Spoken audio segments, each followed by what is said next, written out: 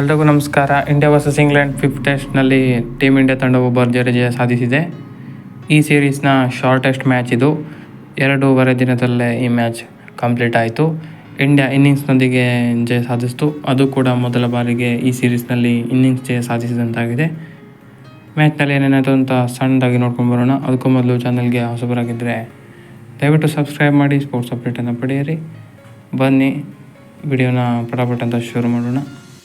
ಈ ಮ್ಯಾಚ್ನ ಟಾಸನ್ನು ಇಂಗ್ಲೆಂಡ್ ಗೆದ್ದರು. ಟಾಸ್ ಗೆದ್ದು ಬ್ಯಾಟಿಂಗ್ ತಗೊಂಡ್ರು. ಬ್ಯಾಟಿಂಗ್ ತಗೊಂಡು ಬ್ಯಾಟಿಂಗ್ ಮಾಡಲಿಕ್ಕೆ ಬಂದ ಇಂಗ್ಲೆಂಡ್ಗೆ ಒಳ್ಳೆ ಆರಂಭನೇ ಸಿಕ್ತು. ಜಾಕ್ ರಾವ್ಲೆ, ಡಕೆಟ್ 64 ರನ್ಗಳ ಅತ್ಯುತ್ತಮ ಪಾರ್ಟ್ನರ್ಶಿಪ್ ಕೈಗೊಂಡರು. ಅದಾದ ಬಳಿಕ ಆ ಕಡೆಗೆ ಕುಲ್ದೀಪ್ ಯಾದವ್ ಎಂಟ್ರಿ ಕೊಟ್ಟರು. ಕುಲ್ದೀಪ್ ಯಾದವ್ ಅವರು ಒಂದರ ಮೇಲೊಂದು ವಿಕೆಟನ್ನು ತೆಗೆಯೋದಕ್ಕೆ ಪ್ರಾರಂಭ ಮಾಡಿದರು. ಮೊದಲಿದ್ದಾಗಿ ಡಕೆಟ್ ಅವರನ್ನು ಔಟ್ ಮಾಡಿದರೆ, ಅದಾದ ಬಳಿಕ ಬಂದ ಓಲಿ ಪೋಪ್ ಅವರನ್ನು ಕೂಡ 11 ರನ್ಗೆ ಔಟ್ ಮಾಡಿದರು. ರೂಟ್ ನಂತರ ಬಂದರು. ಅವರು ಸ್ವಲ್ಪ ಸ್ಟ್ಯಾಂಡ್ ಆದರು ಕ್ರಾವ್ಲೆ ಜೊತೆ. ಕ್ರಾವ್ಲೆ ಮತ್ತೊಮ್ಮೆ ಅತ್ಯುತ್ತಮ 79 ರನ್ ಗಳಿಸಿ ಮತ್ತೊಮ್ಮೆ ಕುಲ್ದೀಪ್ ಯಾದವ್ ಅವ್ರಿಗೆ ಬೋಲ್ಡ್ ಆದರು. ಒಳ್ಳೆ ಡೆಲಿವರಿ ಹಾಕಿದ್ರು ಕುಲ್ದೀಪ್ ಯಾದವ್ ಅವರು.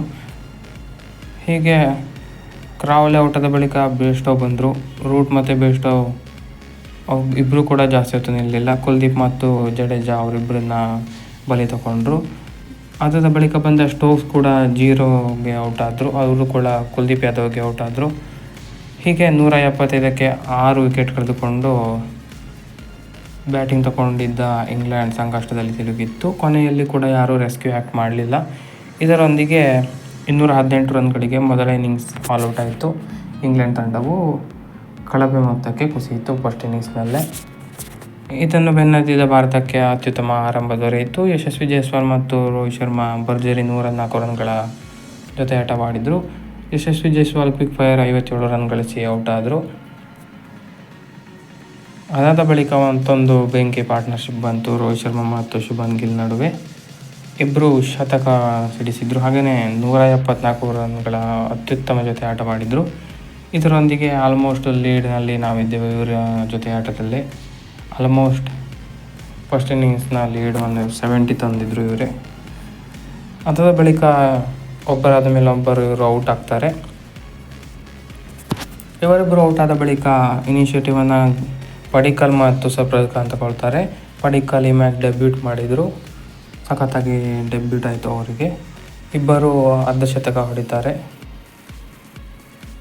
ಇವರು ಕೂಡ ಆಲ್ಮೋಸ್ಟ್ ಶತಕದ ಜೊತೆ ಆಟ ಮಾಡ್ತಾರೆ. ಅದಾದ ಬಳಿಕ ಸರ್ಫರಾಜ್ ಖಾನ್ ಅವರು 56 ರನ್ ಗಳಿಸಿ ಔಟ್ ಆಗ್ತಾರೆ. ಹಾಗೆಯೇ ಅವರ ಬಳಿಕ ಪಡಿಕ್ಕಲ್ ಕೂಡ 65 ರನ್ ಗಳಿಸಿ ಔಟ್ ಆಗ್ತಾರೆ. ಹೀಗೆ ಇಂಡಿಯಾ ವಿಕೆಟ್ ಪಟಪಟನೆ ಬೀಳಲು ಸ್ಟಾರ್ಟ್ ಆಗುತ್ತೆ. ಧ್ರುವ್ ಜುರೇಲ್, ಅಶ್ವಿನ್ ಜಾಸ್ತಿ ಕಮಾಲ್ ಮಾಡಲಿಲ್ಲ. ಅವರು ಕೂಡ ಬೇಗನೆ ಔಟ್ ಆಗ್ತಾರೆ. ನಂತರ ಕುಲ್ದೀಪ್ ಮತ್ತು ಬುಮ್ರಾ ಸಖತ್ ಪಾರ್ಟ್ನರ್ಶಿಪ್ ಮಾಡಿದ್ರು ಕೊನೆಯಲ್ಲಿ. ನಂತರ 100 ಟೆಸ್ಟ್ ಮ್ಯಾಚ್ ಆಗ್ತಿರೋ ಬೇಸ್ಟೋ